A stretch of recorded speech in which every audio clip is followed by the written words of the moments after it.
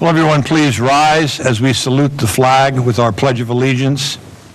Remain standing to honor the passing of Dr. Joanne Magistro, our past superintendent of schools. It's a moment of personal reflection. Pledge allegiance to the flag of the United States of America and to the republic for which it stands, one nation, under God, indivisible, with liberty and justice for all.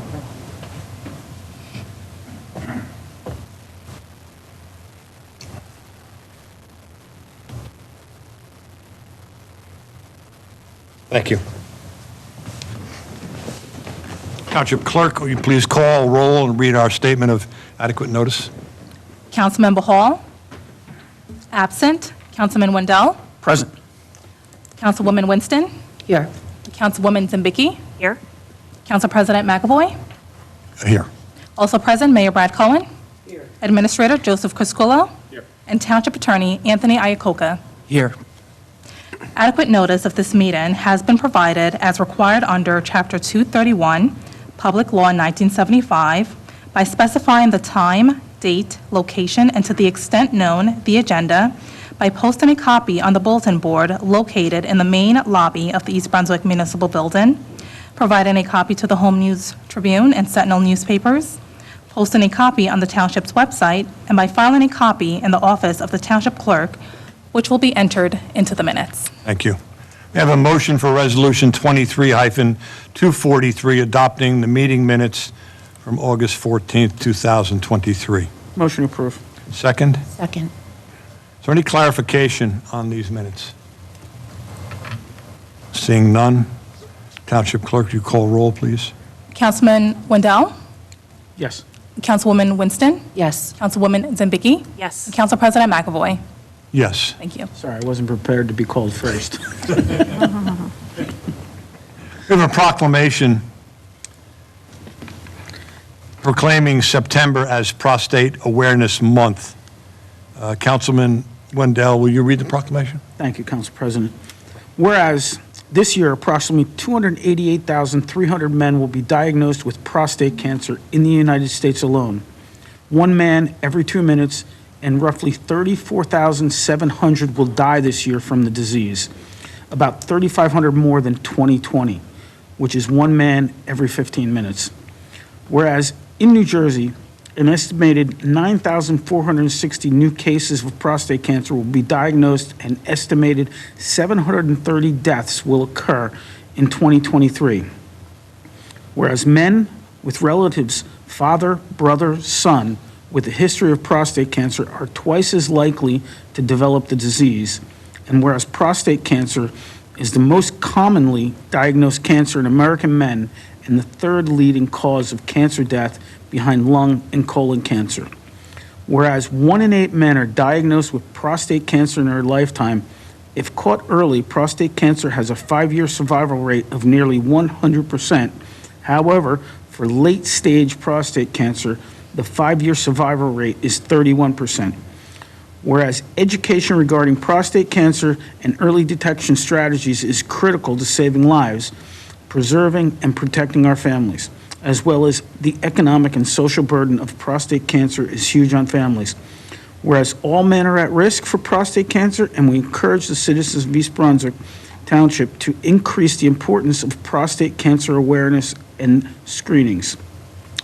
Now, be it proclaimed that Brad J. Cohen hereby proclaims the month of September 2023 to be Prostate Cancer Awareness Month in the Township of East Brunswick, given under his hand and the Great Seal of the Township of East Brunswick this 28th day of August in the year 2023 by Mayor Brad J. Cohen.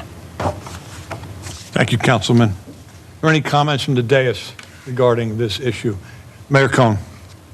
Well, I feel compelled as a physician myself to comment on that. First of all, as a gynecologist, that's probably a cancer I will never see in my office.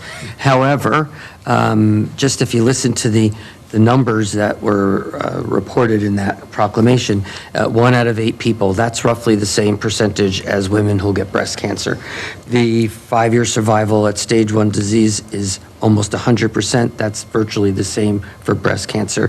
The 5-year survival at stage 4 disease is maybe about 30% at best. That's also about the same for breast cancer. And it's just one of those things that I could tell you from having been in practice for close to 30 years, men are not as good as women at getting to the doctor. I don't know if that's cultural, I don't know why, but it is a cancer that is beatable. It's simply one that you can catch early by going and having regular screening and going to the doctor regularly. That can't be overemphasized. There are certain cancers that are just, you're out of luck if it happens to you. We're honoring one this evening from someone who died of brain cancer. There's pancreatic cancer, there's ovarian cancer. Those almost never have early symptoms, and when you catch them, they tend to be fairly far along, which is why the survival rate is so low. And there's no screening test for them. But this there is. So I can't emphasize any more than putting it out in a proclamation and making sure that we let the public know that you're in a great area for healthcare. Use it. Thank you, Mayor Cohn. At this time, we have a presentation about the East Brunswick Community Housing Corporation, the EBCHC. This presentation will be conducted by Ms. Susan Fine, our housing specialist and EBCHC Executive Director. The microphone is yours, Ms. Fine. Hi, everyone. I'm Susan Fine, a housing specialist. My purpose in attending tonight's meeting is to just give you a quick overview of a program we have in town known as the East Brunswick Community Housing Corporation, otherwise referred to as the EBCHC. Now, EBCHC is a nonprofit that was organized back in 1978. It began when the township took over the ownership of Victory Gardens that was a blighted 12-unit complex that was mismanaged but by what could only be referred to as a slumlord. Since the township did not want to be in the business of landlord, it decided that an independent, private, nonprofit housing corporation would be created to be responsible for rehabilitating and managing that property as affordable housing. As time passed, EBCHC has become the vehicle through which the township meets its obligation to the state for market to affordable housing. In 1996, towards the beginning of round 1 of the state's fair share housing obligation, EBCHC began to produce affordable units in earnest through a buy-down program, where units are purchased at market rate and then deed restricted so that they become affordable to eligible households. In 2016, after having reached a settlement agreement with the Fair Share Housing Center, the township developed our Housing Element and Fair Share Plan to address our third-round housing obligation to the state. As part of that plan, the town agreed to convert 48 units from market rate to affordable units. It should be noted at the time of signing, the township already had 24 units in the EBCHC program that were included, thereby, at that point in time, obligating the township to bring an additional 24 more units from market to affordable by the end of 2025. So from the beginning of 2017 to current, EBCHC has been able to acquire 16 units toward our obligation. These properties are spread out throughout the town in the various condo developments, as well as some are located in multi-unit structures fully owned by EBCHC. The cash used to acquire these properties comes from a combination of funding sources that include EBCHC's own money, the developer fee fund that we have in the township, and grant money, which is generally from the federal home funds that the township applies to Middlesex County for a portion of. We currently have $325,000 home fund grant money to use. So, and each time, the breakdown of the percentage that we use each source for is dependent on that particular acquisition and the various funds that are available. It's expected that EBCHC will purchase at least 8 more units by the end of 2025. Although the real estate inventory is low right now, we still believe that this goal will be met. So EBCHC, it should be noted, is operationally fully self-sufficient in that EBCHC's operating expenses are covered completely by rental revenue. No township funds are spent to maintain these properties. The Housing Corporation runs with no full-time staff. I act as the executive director through a shared service agreement between the township and EBCHC.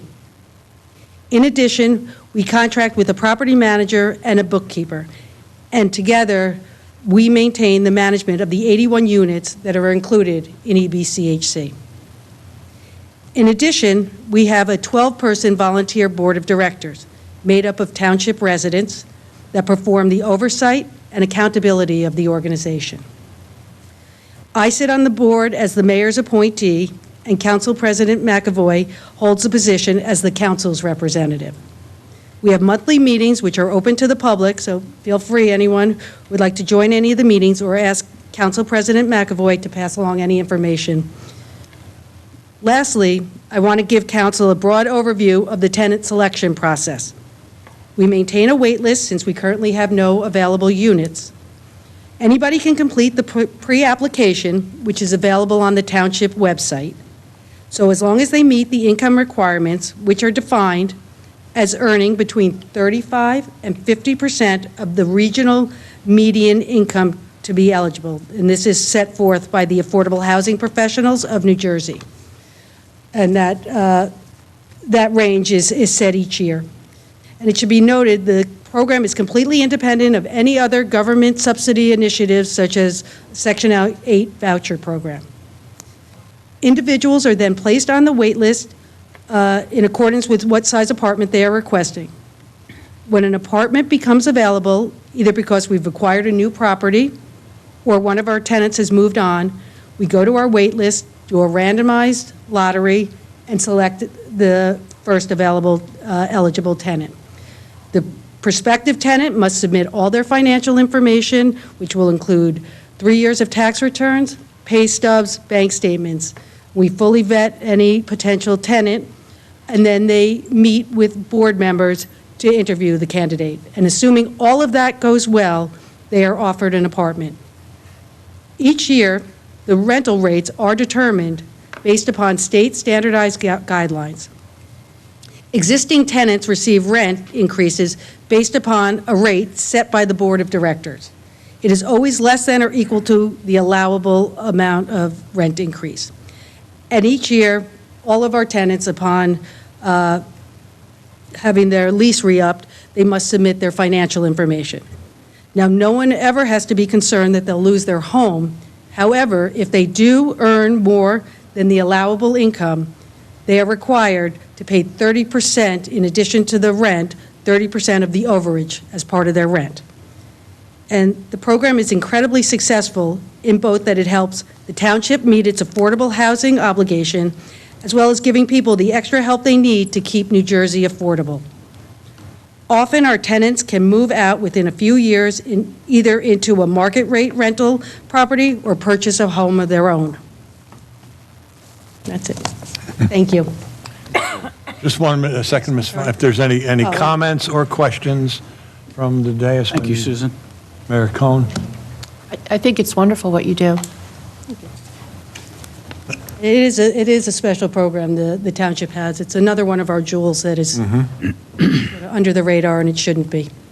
I know I sent each of you a history of the Housing Corporation, which actually is going to be submitted for the New Jersey League of Municipalities magazine for November. Its issue is going to be concentrating on housing.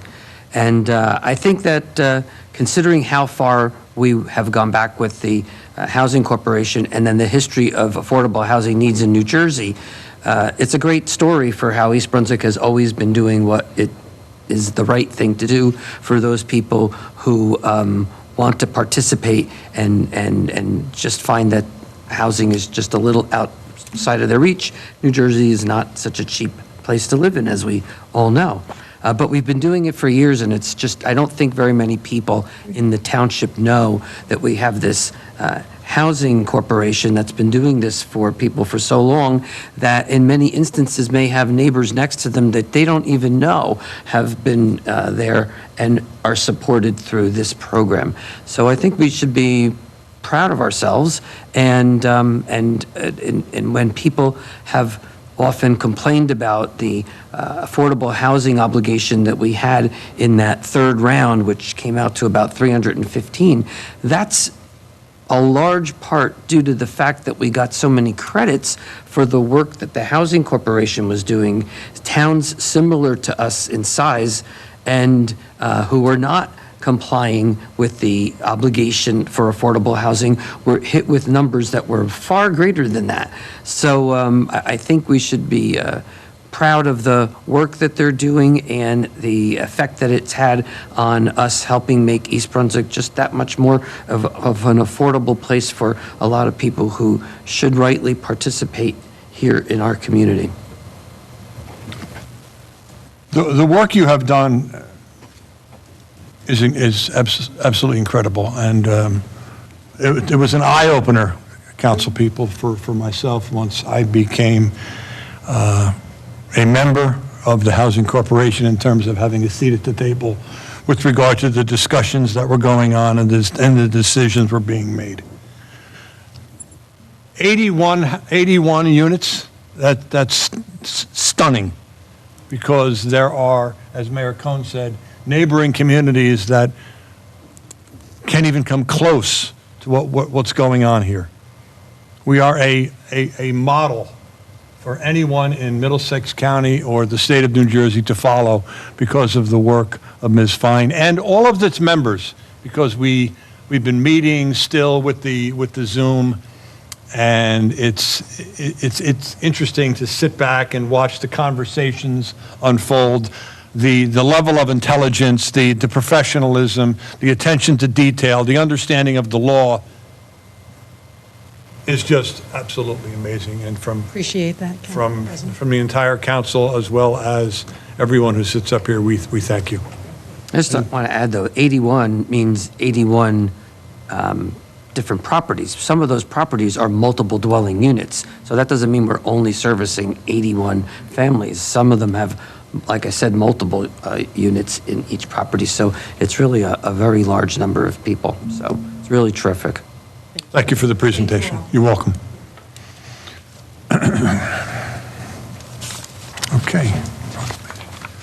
Let's move over to the two ordinances for second reading. Ordinance 23-23, Township Clerk, would you read? An ordinance of the Township of East Brunswick, County of Middlesex, State of New Jersey, authorizing and approving the assignment of the financial agreement for 39 Edgeboro Road, Block 834, Lots 34.11, 4.19, 4.23, and 4.17 from 39 Edgeboro Road Urban Renewal, LLC, to Signal Borrower Renewal, LLC. May I have a motion Motion to adopt. and a second? Second. Let's open this up to the public. Does anyone from the public wishing to speak on ordinance 23-24? Seeing none, I'll close the public portion. 23-23. 23-23. Thank you, Councilman Wendell. 23-23. I'll close the public portion. And any comments from council? Roll call, please. Councilman Wendell, Yes. Councilwoman Winston, Yes. Councilwoman Zembicki, Yes. and Council President McAvoy. Yes. Now we'll move on to the second reading for ordinance 23-24. An ordinance of the Township of East Brunswick, County of Middlesex, State of New Jersey, amending Chapter 209, Section 11, entitled Parking Time Limited, and Section 44, entitled Schedule 5, Time Limit Parking of the Code of the Township of East Brunswick to exempt certain residents from time-limited parking restrictions. Motion to adopt. Second? Second. Open this up to the public. Anyone from the public wishing to speak on Resolution 23-24? Seeing none, I'll close the public portion. Any comment from the dais? Township Clerk, please call roll. Councilman Wendell? Yes. Councilwoman Winston? Yes. Councilwoman Zimbicki? Yes. And Council President McAvoy? Yes. Thank you. We'll move on to our reports. Mayor Cohn. Thank you, Council President. First, I want to thank you for mentioning and honoring Dr. Joanne Magistro in your opening today. As most of you know, and I think all of us at the dais have interacted with her over the course of her career here in East Brunswick that spanned over 40 years. While she didn't live in East Brunswick, I think she bled green like the rest of us, a person who had committed so many years to the school district and to students and families, somebody who was instrumental in us achieving the blue ribbon status that symbolizes what still to this day most people move to East Brunswick for, which is our excellent public school system, brought in full-day kindergarten, a lot of really important changes and improvements in the quality and reputation of our school district. Really has her thumbprint all over all of that. So I think that it's a true loss to the community. I know that the plan is for them to have some kind of memorial or celebration in her name sometime in the next couple of months. I'm not sure exactly when. We'll let the family kind of grieve at this point, and we'll announce that when that is known. Also wanted to announce that as we were speaking for quite some time now and anticipated the solid waste and recycling contract, I've spoken to and sent letters to each of you. We were very fortunate this year. They didn't get the type of startling increase we were expecting and had heard was happening to several towns in the area. In the next couple of days, we will get that exact bid out to each of you so you could look at that in detail. But in essence, the bid document that we asked any potential bidder to bid on included the following requirements. So you should know that just like the last two times, only one bidder responded to that contract. There's clearly not the appetite among many of these haulers to go into municipal business. So the one bidder is the person or the company that we use right now. May have started out as Waste Management, and then it was Solterra, and now it's IWS, but it's the same company. The bid asks the bidder to provide one of two options, either a all-year, once-a-week pickup or an all-year, twice-a-week pickup. The trucks will be the side arm trucks, so everyone will be getting new bins, which are much, much, much larger, so that you could pile a lot more within each one of those bins, and it'll be picked up by an armed truck, so it will require less manpower to operate, which was one of the reasons we were told that they were having such a difficult time getting to all of the stops, was a manpower issue. Your option, if we go with the twice-a-week pickup, would be a Monday, Thursday, or a Tuesday, Friday pickup. Recycling will be every other week on Wednesdays. There will be no pickups on the weekends. If there's a missed pickup due to weather or due to a holiday, it'll just be picked up at the next pickup if we choose the twice-a-week pickup schedule. When it comes to bulk pickup, we're still going to have that. The only difference is that you're going to need to schedule that so that the hauler can figure out how much can go into a truck. So that, again, less likely that things are missed because they could schedule the truck accordingly. And a lot of the stuff that many people throw in bulk pickup could probably even be put in the bins that go to the garbage because it ends up in the same place anyway. The only other thing is that loose leaf pickups will no longer be done. That's actually something that's being phased out across the state. Most towns do not do that any longer, but with the DEP regulations that have been imposed on townships because of the problems with stormwater drains getting so filled so quickly, resulting in flooding in the unusual weather patterns we now are no longer unusual anymore. the requirements for them to be cleaned more regularly is going to put a much greater demand on our DPW staff. So there simply won't be the people, manpower, to be able to pick up loose leaves. So they will all need to be bagged. You will get bags from the DPW department. They are free and unlimited, but you will need to do that yourselves. The only other thing that we should keep in mind is that the apartments and multi-dwelling units that have public garbage pickup have to follow the same schedule that the town does. So while there were many associations that in the past only got pickup once a week when we did once a week and twice a week when we did twice a week, if we choose the twice a week option, we'll now get them twice a week. Many of them without having to pay extra. Many of them couldn't do an entire year or a good portion of the year at once a week, so they paid for the extra pickup the remainder of the year. We will now be doing that for them because we can't do anything different to those associations than we do for all other residents. But we do believe that the increase that's going to be associated with that, which comes out to about, in the first year, about $1.1 million, minus the $300,000 that we typically pay for a loose leaf pickup, is about an $800,000 difference. That, by the way, is pretty much the number we've been quoting people for the last couple of years as the difference between us going to the schedule that we have right now and going to twice a year pickup. We've been telling that to residents all along. So all things considered, the increase that we were expecting could have been a lot worse, and it wasn't. So I think that that number is something that's manageable. So I'm going to be recommending that we go with the twice a week pickup, but you'll get all of that information. It's a big contract, and I felt that even though it normally would just be a resolution, and you really only need to vote on it once, but something that big I think is worth having me at least introduce it now.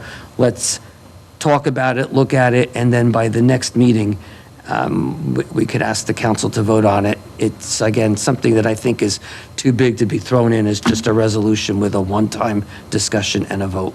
But I think it's good news for the township because we'll be able to, for pretty much a reasonable amount of money, provide better service than what we had before, and that's really, you know, what our residents deserve and what we intend to try to provide for them. So I think that at the end of the day, it was a lot better news than I had anticipated.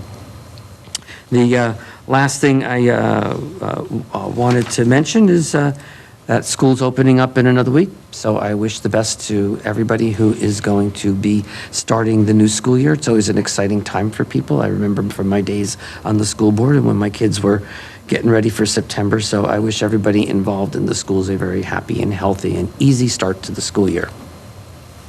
Thank you. Mayor Cohen. Our business administrator? Sure, just two items. Just a special thank you to Dan Losak, who put down that garbage bid together. It's a complicated, once every 5-year event, and he spent numerous nights working on it, as he would call me. Do we want to do this? Do we want to do that? And we can't thank our neighboring communities that actually helped us too, analyzing the data and some trials and tribulations that they're going through with their garbage pickups. So neighboring towns that are always willing to work cooperatively with us, it is appreciated because, you know, when you get the data from other areas, it kind of starts to make sense. As the mayor said, people will be getting 2 cans. One will be a recycle can, one will be a trash can, and those at a later date will come to you with a bond ordinance, the bond for the purchase of those cans, and then we will pay them off over 5 years, and that's what most other towns have done in the past. So I think Mayor Coe did an excellent job explaining it, but really thanks to Dan Losak and his crew for getting that together, and actually the people that do our purchasing and Tamar getting it out there and making sure we dot all the I's and cross all the T's. It's a very complicated bid process for garbage. A lot of different laws than we generally don't have to follow with other bids. So Anthony and Mike Baker and Raj, they looked at it 3 times before we set it out as well. So we want to make sure it's done right. And even after we award it, Anthony still has some work to do to submit it to the state, just to make sure everything is in the up and up, and he assures me that it is. The second item, I just want to remind people that at the next council meeting, it will be September 11th. We'll have our September 11th memorial service over near the statue at 6:30 that particular evening, that Monday night, to follow with our council meeting.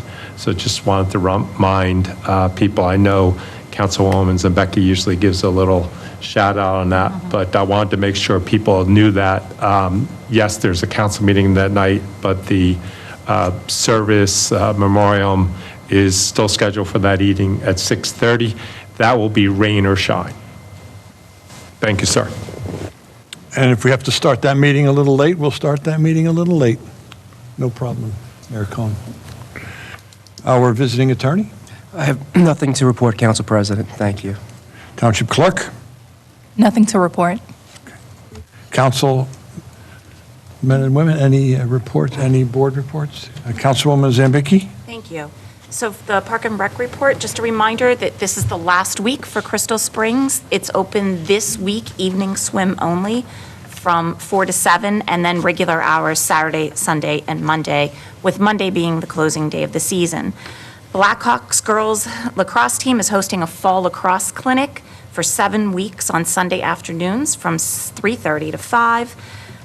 It goes from September 17th to October 29th, and it will be at the high school lower turf field. You can contact Denise at ebgirlslax@gmail.com. In honor of 9/11, East Brunswick is also hosting a day of service. It's a food drive that will take place on Sunday, September 10th from 9 to 4 p.m. at the Community Arts Center. Anything is welcome, but particularly canned tuna, canned vegetables, pasta, peanut butter, diapers size 4 and up, pull-ups, adult diapers, disinfectant wipes, rubber gloves, sponges, and paper towel. The first annual Days of Giving for the township will be held October 1st to 7th. This is for any nonprofit in East Brunswick can enter to be a participant. If you are interested, you can register at tinyurl/EB Giving Day 23. And September 23rd, with a rain date of the 24th, is our town-wide yard sale. If you want to be on the map as a registered house, you can do that for free by registering at tinyurl/EB Yard Sale 23. And Beaver Dam Park is now closed through May 5th, 2024. Please visit one of our other many beautiful parks in East Brunswick until that point. Thank you. Thank you, Councilwoman Zambicki. I'll open the meeting to the public. Township Clerk, could you please read our public comment statement? The public comment portion of our meeting is to allow the public to bring to the council's attention their concerns or comments in accordance with NJSA 10:4-12A and the East Brunswick Rules of Council. The council asks the public to limit their comments to 5 minutes or less. At the conclusion of the statements or questions from a member of the public, the council president, at his discretion, may choose to respond, not respond, or ask the administration to respond.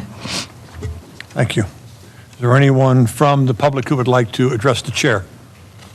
Please. Wait your turn. Good evening, Tom.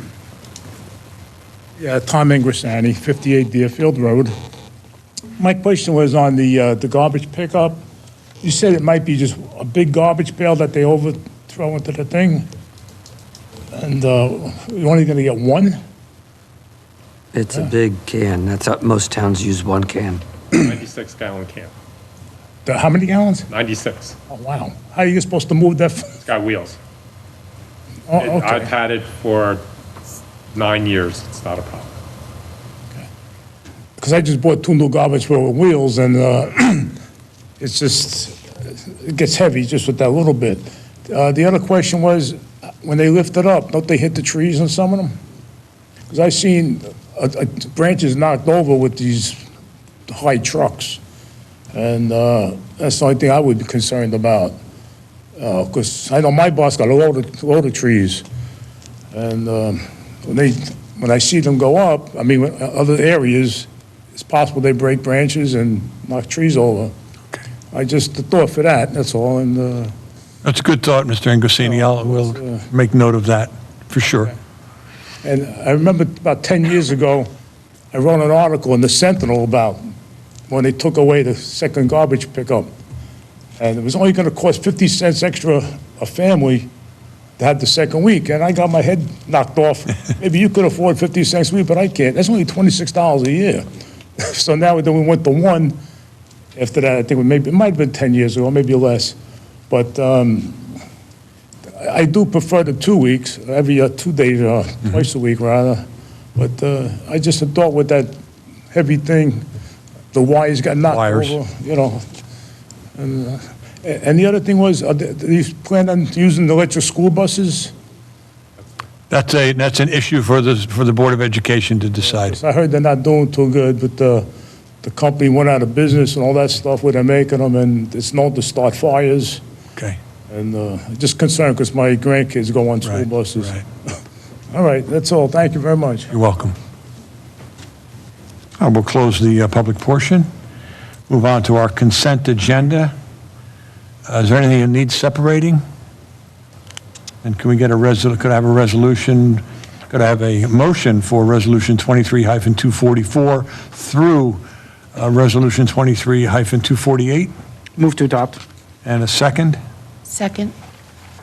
Any discussion on those items? Roll call, please. Councilman Wendell? Yes. Councilwoman Winston? Yes. Councilwoman Zimbicki? Yes. And Council President McAvoy? Yes. Thank you. And then we have an ordinance for introduction with public hearing on September 11th, ordinance 23-25. Township Clerk, can you read that?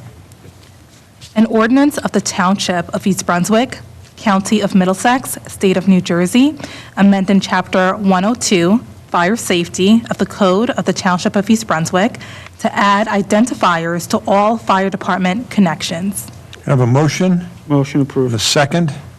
Second. Mr. Crisculo, you want to, any comments on that? Yes, this request came over from the fire districts. I'm sorry.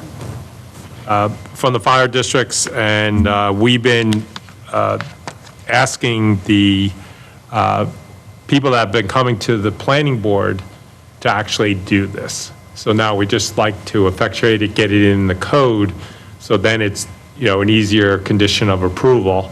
It's just a marking over each of the fire department apparatuses, the hookups for the standpipes and various other things, so it is more readily viewable, fluorescent, lighting, and various other things. So this is definitely a worthwhile ordinance, and I would hope that you pass it to ensure that they can get those connections done and find it quickly. Thank you. Any further comments or discussion from the council? Seeing none, we'll give a roll call, please. Councilman Wendell? Yes. Councilwoman Winston? Yes. Councilwoman Zimbicki? Yes. And Council President McAvoy? Yes. For the good of the cause?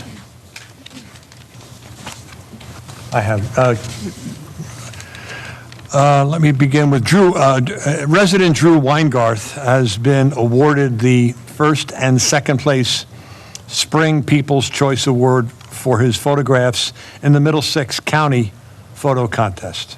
Heartiest congratulations. You can view these works on Facebook on the Middlesex County, New Jersey government Facebook page, People's Choice Award, and on display at our Community Arts Center to the right of the entrance. His work also appears in our park guide. Well done, Mr. Weingart. Congratulations. Mayor Cohn? Just a couple of quick updates. I was going to ask Director of Planning and Engineering, who was here with Susan Fine, but he left, just because I know people want to know what's going on with roads, and there's a lot of projects that we started and almost done with. So The two Transportation Trust Fund projects, one was Whitehall, that's actually almost done now. They're, I believe, doing the last phase, which is the paving of the road.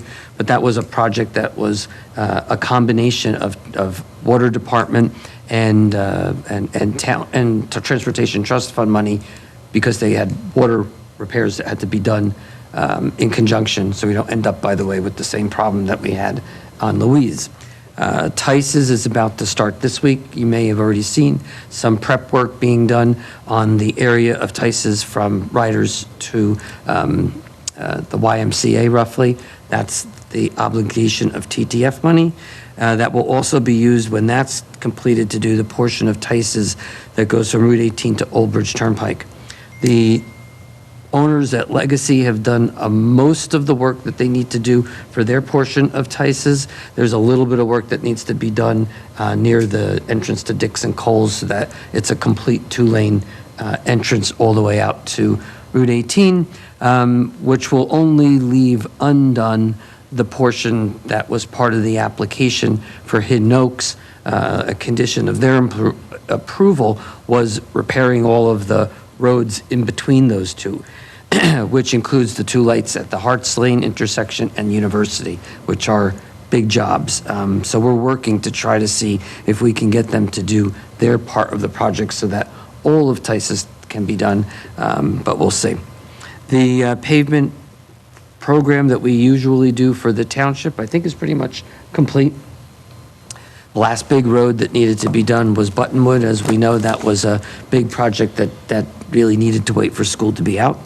The Louise Drive project is actually still in the process of being done now. That should be done fairly soon. And the township is also going to be repairing and pushing back the walkway from Riders Lane to Young Israel. Because if you look at that particular corner, the sidewalk has absolutely no grassy area between the sidewalk and the road. And people tend to fly through that intersection and turn very quickly through the intersection. The people that go to that house of worship all walk. So the goal here is to push the sidewalk a little bit back and to put a grass area and maybe a median to prevent cars from potentially hitting any pedestrians. So that's a project that they're working on right now. Hopefully will be done before the end of the year. That was the plan. So those are most of the projects. I wanted everybody to be aware of what was going on because I know that people often ask. I can't wait for the new year, Mayor Cohen, so you don't have to worry anymore about paving roads. It'll be a new list of roads. There will have a little hiatus of January, February. Yeah, I think. Can I have a motion to adjourn? So move. Second? Second. All the ayes have it? Aye. Good night.